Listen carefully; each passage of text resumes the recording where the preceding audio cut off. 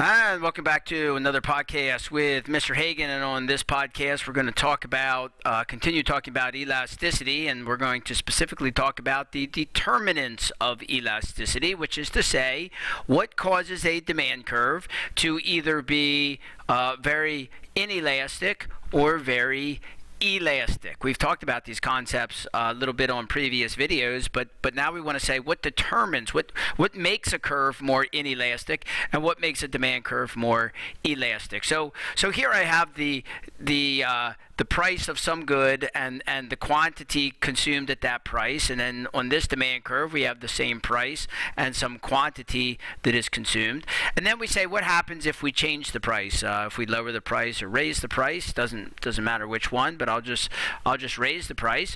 So over here, if the price goes up to P2, obviously the person is going to consume less of the good, but what's important here is they're going to consume a lot less of the good. The change in quantity is going to be very large, but for this person who has an inelastic demand curve, the price goes up by the same amount, but the change in the quantity is going to be very, very small. It's going to be very small. So the question is, what causes this person over here, their demand curve, to be more responsive to price, and this person to be very, very small response when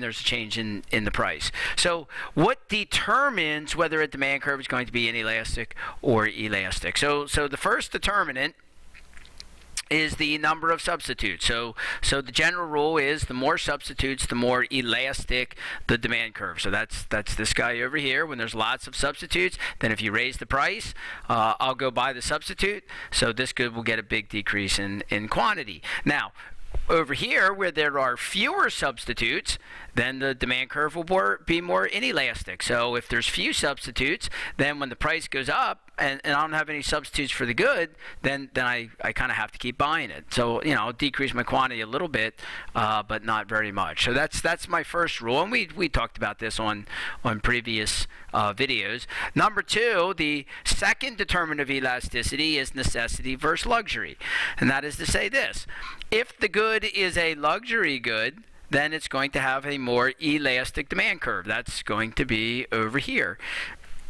If the good is so if it's a luxury, you raise the price and people just say, okay, well, I really don't need the luxury, big decrease in quantity. But if it's a necessity, if the good is considered to be a necessity, maybe something like food, then you increase the price, and I got to keep buying it because it's a necessity.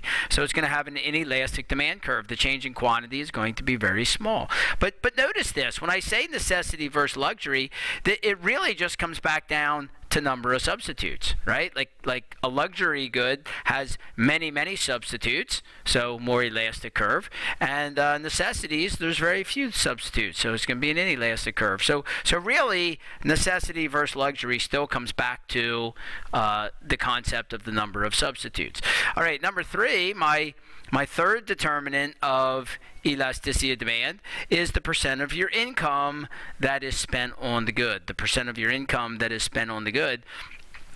So if you spend a great percentage of your income on a good, on something like a house, then the demand curve tends to be very elastic. So if the price goes up, that's going to be a really big deal. If the price of a house goes up 10%, that's going to be a very large increase, big change in the price, and there's going to be a big change in my quantity in response to that.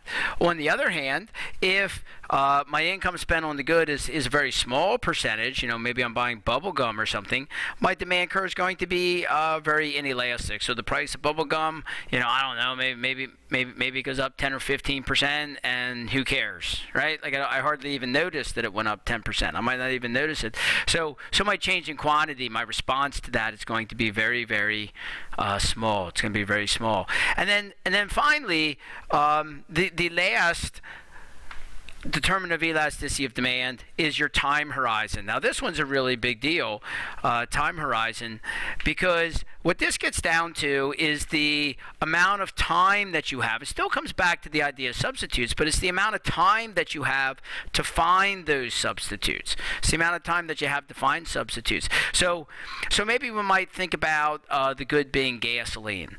So in the short run, if the price of gas goes up, so if we come over here, and I'm going to argue in the short run the demand curve for gas is going to be very inelastic. That is to say, if the price of gas goes up, in the short run, it doesn't matter. I need to buy the gas. I have to get to work. I have to get to school. I have to get my kids to school. I got to get to the grocery store.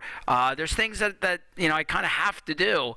So if the price goes up, the amount of quantity of the gas that I consume, I mean, it might go down by a little bit. I might be a little bit more efficient in carpooling, or maybe just, I only run out to the grocery store when I'm on my way home from work, or so there's ways to be a little bit more efficient, but my quantity is only going to drop by a small amount. Okay, it's going to drop by a small amount in the short run. Why? Because I don't have time to find substitutes. Now, in the long run, now I have time to find substitutes. So if the price of gas goes up, I could do a lot of things if you gave me enough time. One, I could sell my car and buy a more fuel-efficient car. Maybe I could sell my car, buy an electric car. Maybe I could sell my house and move closer to my work so that I could walk to work, or at least not drive as far. So in the long run, there's a lot of things I can do to find substitutes, because I have more time to find substitutes. So again, it comes back to that concept, the amount of time that I have to find substitutes. So in the long run, I have more time to find substitutes, so therefore I'm going to have more substitutes. Price of gas goes up, I will significantly reduce the amount of gas that I consume. So that's generally true, and this is a really big deal, so we give a name to it. This is called the second law of demand. The second law of demand. So remember, the first law of demand says when the price of a good goes up, you'll buy less of it. That's the first law of demand.